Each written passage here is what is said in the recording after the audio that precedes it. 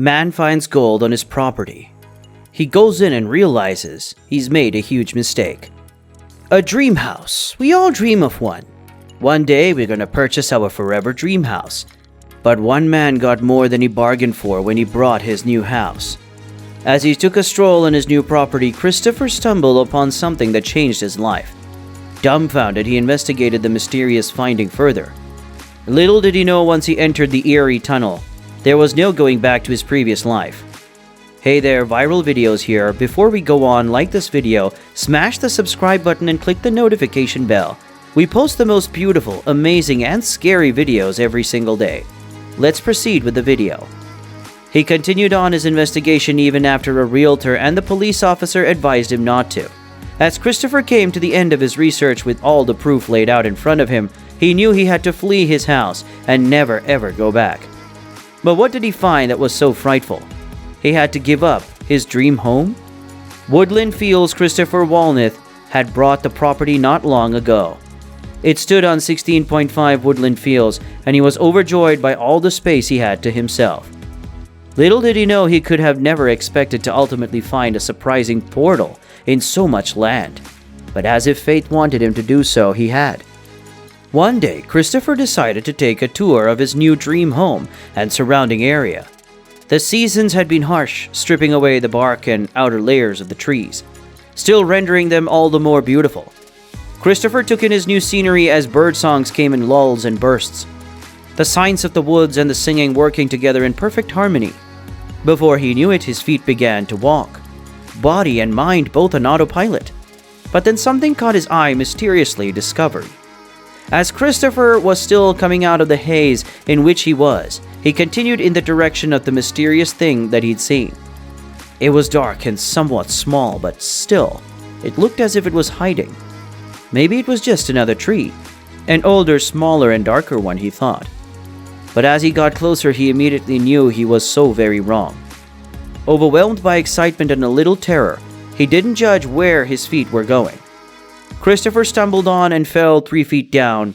Dumbfounded by his fall and covered in leaves and mud, he shook himself off and looked straight ahead. There it was, the mystery he'd seen from a distance.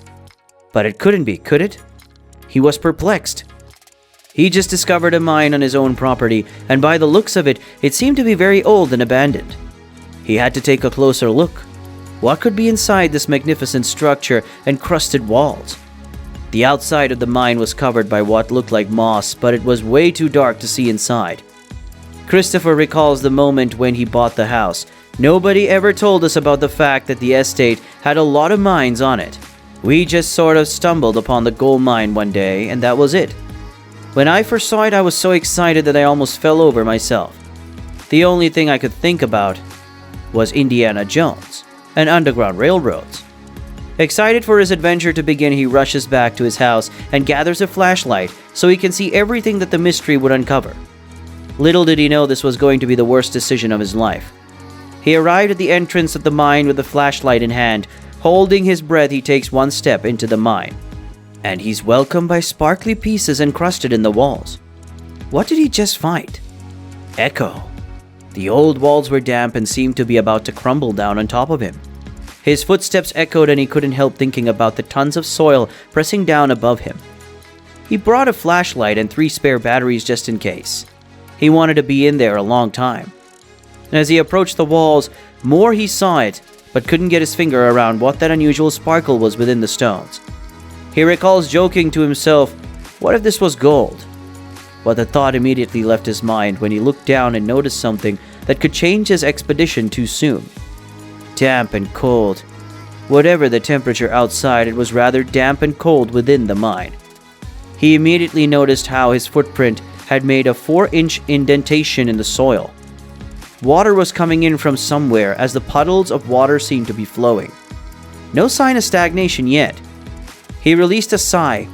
He knew this was a good sign, as stagnation pools of water in abandoned mines can release dangerous gases when disturbed. It's always better if the water is flowing so it won't turn vile. But as he looked ahead of him with his flashlight pointing straight outward, he couldn't see the end of the tunnel. Something or someone was there. Noises started echoing through the tunnel, as if it was behind him. Intrigued, he followed the noise. Little did he know what a mistake this truly was. No light as he continued down the path. There was no light, no movement of air, no warmth.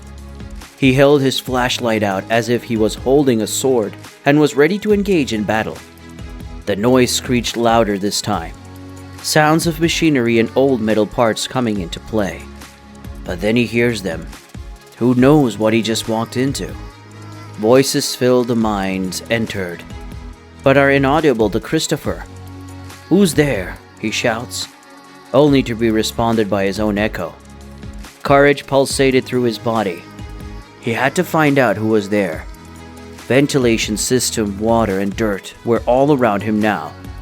His boots sunk deeper in with every footstep. A yellow ventilation system had been installed, but was falling at the seams. Chains were hanging low, not far apart from each other, rusting and molding at the same time. Christopher began feeling strange. There was a weird vibe in the mine. Something was pulling him back, as if he was not invited to wander in there. The ambient temperature also seemed to suddenly drop all around him at this point, and he felt even more stronger. Negative presence ahead of the tunnel, Christopher recalled. He follows the path of water. It must be coming from somewhere, and that's where he'll discover who the voices belong to. Could it possibly be that someone was living in there? Swung. Christopher was almost 150 feet inside the tunnel. He turned around and was welcomed with the light coming from the entrance. But as he turned around, he could not seem to fathom what he was seeing. He stayed still for about 2 seconds until his body reacted. He jumped, not expecting his nails to scrape the walls, his claustrophobia folding him in like a lid of a box. One of the chains had begun to swing. And not just lightly, no, with strength. Someone was watching him. His heart thudded inside his chest as he sprinted to the entrance. He had to get out of there. He had to call someone, but who? Call one? Desperate and sweaty, he ran to his home. Christopher quickly picked up his phone and called his real estate agent. When he went to ask about the place, he was finally told that the estate had actually been a home to quite a lot of mining sites. A lot of mining was done in these hills at the turn of the century, and there are a lot of little mines that are scattered across the hills, said Christopher. He then continued to tell them what he'd found on the walls, the sparkly substance that seemed to give light to the small and deep end of the tunnel. The agent told him that someone was on their way to view the mysterious mine. As Christopher ended the call, he felt relief. From his toes to his ears, his muscles started to relax, but suddenly, his whole body tensed up again. "This cannot be happening," he shouts. Flickering lights as Christopher stood in his kitchen, where he hung up his call. The light started to flicker. He bundled his panic in his chest and breathed rapidly. The flickering of the lights gave him snapshots of his kitchen as a strobe light would. But then suddenly everything went dark. He fumbled over to where the switch was in his kitchen and began moving the switch up and down. Nothing. That's when he started noticing the chill, cold breeze in his face, wicking his nervous heat away faster than he could replace it. He immediately grabbed the flashlight he'd used in the mine, which thankfully was still in his pocket. He turned it on and pointed it in the direction of the thermostat. He could read the temperature had fallen quite a bit, making his breath a fog cloud right in front of him. How strange, Christopher thought. But still determined to get his electricity back on, he went to a circuit breaker. Surely a fuse had blown or something had happened. Faulty wiring. As he flashed the light in the direction of the breaker, everything seemed to be in order. Everything was where it was supposed to be, and the main fuse didn't look at all blown. As he continued to investigate within the box, trying different switches to see if it would miraculously turn on, Christopher let out an immense sigh, when indeed it did. Faulty wiring, he thought to himself, but still couldn't shake the nervousness throughout his body. He went back upstairs to get a glass of water and calm his nerves. But as soon as he did, his doorbell rang. What could it be this time? Mr. Rudolph. Mr. Rudolph introduced himself to Christopher and began to explain how the real estate agency had contacted him because of what Christopher had found on his land.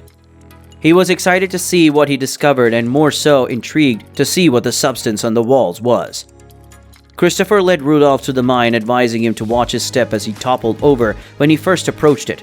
As both men walked in silence among the woods, the sky looked washed and gray, as in preparation for a storm. But as they got to the mine, they both get out of their flashlights. The sparkle of the walls seemed to be more evident now, the glare hitting them in the face. Fiercely as Rudolph approached the stone walls inside the mine, he can no longer suppress his excitement. But as he turns to talk to Christopher, something in that mine tried to send a message. Choked up and creeped out, he told Christopher something that made him have very mixed feelings about the situation. Nightmarish eyes, Rudolph, with nightmarish eyes, began to tell Christopher how the mine was indeed, to his own surprise, a gold mine, and that it had probably been used for the very reason a long time ago. As he looked at the walls, he could tell that the gold had been untouched within the stone, meaning that the miners hadn't finished their job and had abandoned the mine. But why? Rudolph continued to explain that there had been a lot of local gossip regarding miners and mines from the turn of the century, but he never knew about any specific gold mines in the area. The only thing that made him wonder was what had happened there for all the gold to be untouched. Something awful. Surely Christopher wanted to get to the bottom of its secret door. As he summoned up the courage to investigate the mine further, two things whirled in his mind. There could be gold, also. It could be haunted. He got prepared with his flashlight in hand and spare batteries in his pocket. He went inside. As he went down the path with each and every footstep away from the entrance, darkness enveloped him. Last time he went into the mine, he could only muster going 150 feet this time. He knew no matter what, he had to go to the end. Only then could he get the answers he was seeking. As the light blinded behind him, he kept going 600 feet in, and he finally knew where the water was coming from. But then he saw it. A door. He bit his lip. A shiver ran through his body like an electric current, and the water dropped on his face, blurring his vision. He forced his legs closer, sucking in a breath, and as he knocked on the door, knowing that there would be no answer, then he twisted the handle. But what he saw stopped him in his tracks. World of its own, he'd wandered into a world of its own. Whatever the weather outside, it was freezing in there. He reached out to the wall, rougher and colder than the walls outside the room, exaggerating claustrophobia, screamed inside of him to get out of that place. But that's when something caught a glint of the flashlight. Furniture. Lots of junk huddled together, destroyed, but that didn't make any sense. Who would just run out of there without their stuff? The air suddenly got thicker. Christopher's chest felt immense pressure. Something freaky was going on in there, but he still didn't know what. Livable within the junk, he sees a bed spring. It was torn and rusty, and answered Christopher's question. Someone had lived there, and from the looks of it, was in a hurry to get away from that place. But from what? Christopher kept contemplating this idea when something else catches his eye. A mysterious brick hideaway. Who would need a hideaway within a door inside a mine? Someone trying to hide something valuable, of course. Intrigued, he goes up to the mysterious hole but is disappointed when he finds it completely empty. As he's about to turn around and start his retreat, he sees something on the wall inside the brick hideout. Some sort of handwriting. Hideout. With his flashlight lighting the hideout, he examines various white scratches on the walls. He couldn't figure out what it was until he was closer. He could distinctly see how the walls had been scratched in vertical lines, 4 at a time. That was very odd, he thought. Well, he put his hand over the scratches and made another discovery. The scratches must have been done by fingers. The depth of the scratches were superficial, but still managed to make a mark on the cement. Who and what was so eager to get out of this place? But as he pondered on that question, he saw another thing that will haunt him forever. Scratches. On the opposite sides of the wall, he found scratches and more. But this time there wasn't any lines, but a message on it. An unreadable message he had to document. He took out his camera and took a picture of it. Maybe later he'd put that picture on his computer and investigate further and decipher it. Startled, he heard a noise. The hairs on his body prickled forward and gave him goosebumps. Someone was there. He pointed his flashlight in the direction of the noise. Nothing. He turned around and continued to look at the wording on the wall, but in that instant he heard the sound of metal clashing together.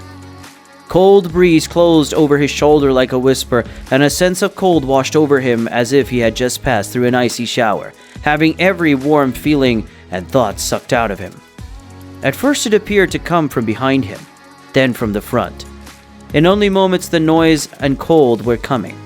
From every direction, getting closer, louder, more frantic. He ran. Shivers ran down his spine, and he felt the blood chill in his veins as he sprinted. He couldn't shake the feeling. Something wasn't right. His mind told him not to move, but his body dragged him to the light of the entrance like a moth to a flame.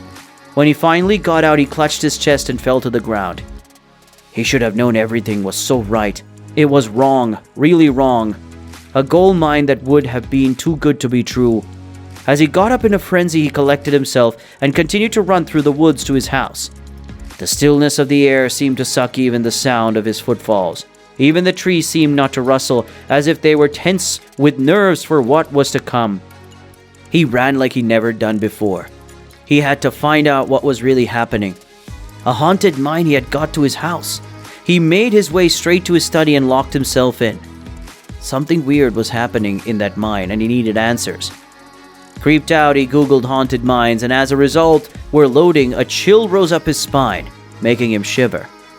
The thing that was in the mine was there, with him inside the house, and he could feel it. He whipped around, and sounds of hushed whispering seemed to be erupting everywhere around him. Was he going crazy? A breath so hoarse echoed around him as Christopher turned his head over his shoulder. The whispering stopped. The air chilled the ice, and his labored breathing became the only sound. Then out of nowhere, Google's search loaded, and the first hit read, "If you want to get rid of the paranormal activity in the mine, and subsequently in your life, you have to face it." Could he really?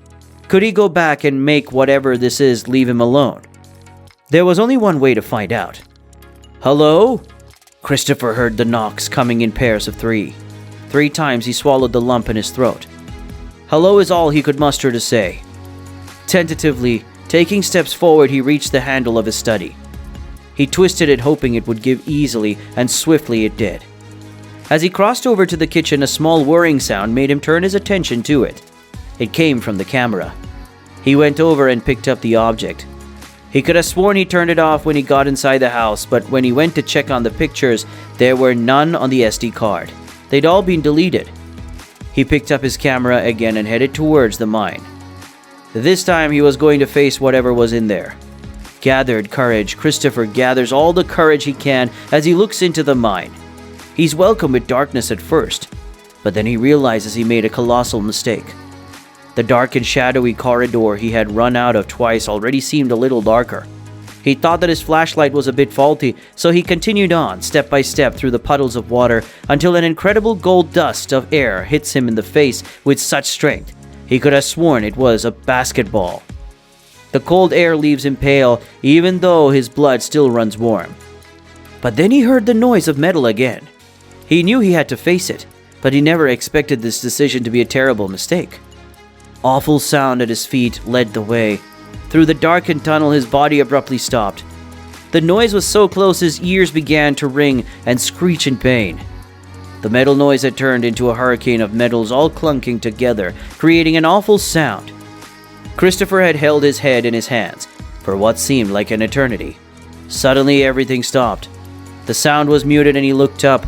Terror filled his body with silence more than it did with the noise, and that's when he saw it a little clearer. The chains that hung from the rock ceiling of the tunnel started swinging rhythmically as if they were dancing.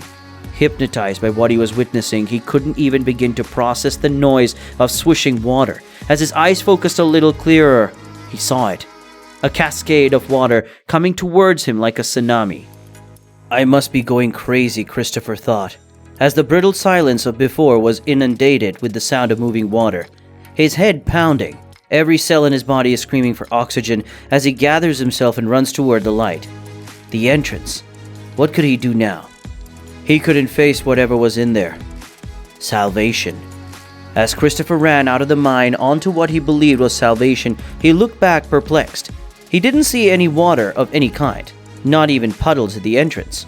He saw his frantic footsteps, but that was all. He began his journey back to his house. He knew that he had to call someone who could help him with his paranormal activity. As he couldn't live like this, he walked through the utter blackness of the woods until he was close enough to see the lights on in his kitchen. Had he left them on? Maybe someone was there. Empty and alone, he opened the door, but his home felt so empty and alone. No one had been there. He must have left the lights on before shuffling through his kitchen. He can't get the thoughts of the day out of his head. Did everything really happen? He thought as he silently sat on his chair. In his study, he opened his computer up. Was he really going to do this? He'd never believed in ghosts or hauntings and paranormal activity, but everything that happened that day, he just couldn't explain. He opened his search engine again and began to type. A loud wiring noise came from the engine of the computer, and suddenly it went black, as if it had died there and then in a sitting position. He looked in disbelief at the black screen. What could go wrong next? Christopher thought as his tears filled his eyes. Little did he know this wasn't the end of his adventure. Tired. Christopher was tired mentally and physically. That day had worn him out entirely. As he cupped his hands on his face, he felt a gentle pull without warning. Something pulled at his feet. He noticed it like if it was metal, and a magnet was pulling him towards it. He stumbled backwards, falling in the process. That's when he made the decision. He had to get out of there as soon as possible and call someone for help. Surely all of this could be explained. He knew a lot of paranormal cases had been due to many toxic gases, or maybe the water in the mine wasn't flowing, but was stagnant and he hadn't realized. Whatever it was, it had to be something. He got in his car and drove to the nearest cafe. As he ordered a double espresso, he pulled up a search engine on his phone. Quickly scared that this too would break, he typed in the box best paranoid near him. Surprised, he sees that 2 different places have matched with what he was looking for, and they weren't far at all. He got in his car and arrived at the location Google Maps sent him. Before him was a purple sign that said Tarot Readings. Good God. He was still in disbelief of everything that had happened that day, but he couldn't rest soundly if he didn't know what he was truly dealing with. Vacated. As the door of the entrance gave off a chime song, he immediately noticed the smell of incense. A woman dressed in red and purple covering turned to Christopher and offered her hand to him. She then immediately started chanting something familiar Christopher had heard before. In utter paralysis, he was drawn towards it. He knew that song that she was singing was the noise he'd heard in the mine, but now was a lot more melodic. He opened his eyes and dashed out of his car. Christopher went to his mother's house that night and immediately put his home on the market. The real estate developer in charge of the estate tried to get a hold of him, but they never heard from Christopher. Indeed, his mother was selling the property on his behalf and was open to offers from anyone who was willing to purchase it. The remaining questions were, did Christopher in fact see something inexplicable on his property? Was the mine really haunted? And has there been someone brave enough to enter its sentence? What did you think of this story? Let me know your thoughts in the comments. Like the video and subscribe. See you next time.